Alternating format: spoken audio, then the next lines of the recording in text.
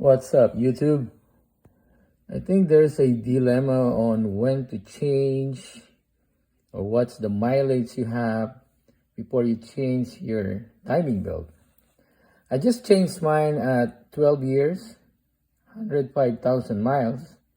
But look how the belt looks like at 12 years, 100,000 miles. No cracks. No cracks. No cracks.